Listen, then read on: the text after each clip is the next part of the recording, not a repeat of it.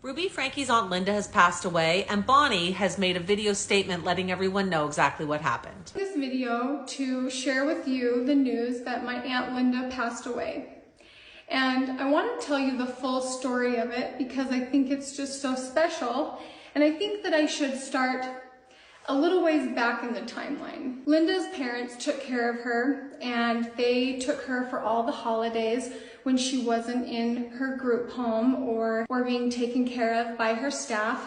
But for the last 25 to 30 years, my parents have been doing that for Linda since when her parents got too old and then both of them passed away. I'm 38, and for the last 30 years, I have watched my parents take care of Linda. 2 years ago, my parents went on their mission to Serbia, and I took over. The other siblings all helped too. And very quickly after my parents left, there was a change with Aunt Linda. When my parents had her, she could get changed by herself, use the restroom by herself, and because of the shock that it was and how really hard it was when my parents left, that changed really quickly. About a year after my parents left, Linda was really sick. She was in the hospital, and we thought that maybe it was her time to go. And when I visited her, I told her, I said, Linda, you cannot die before my parents get home. I said, you have to wait for Chad and Sebafor. Can you please wait for them? And she agreed, and she wanted to wait for Chad and Sebafor. She continually, on a routine basis, let me know that when Chad and Sebafor get home from her mission, then she can die. Every time we talked, she told me how badly she was hurting.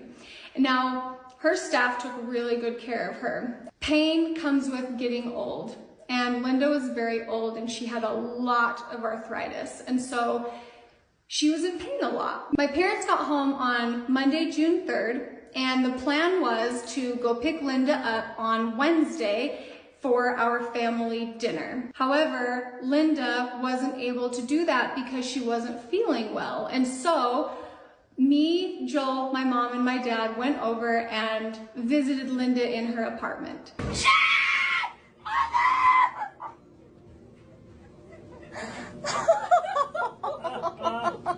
Oh, my sweet Linda. Oh. I get sick all day. You can what? I got sick with that. I had to shot my knee, my arm, and my shoulder. You know what? I'm so happy to see you. You home mission? Yeah, we're home from our mission. Oh, God!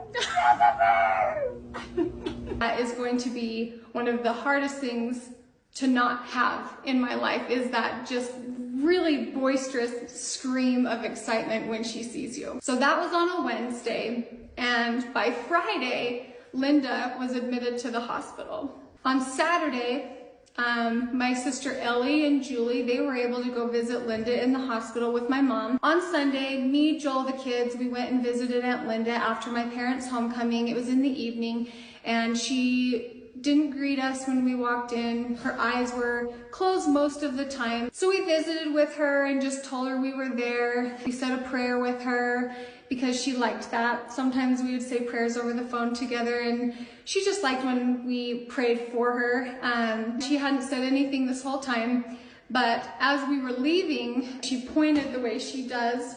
She was kind of pointing at us walking out the door like this, and she said, "Those are my kids."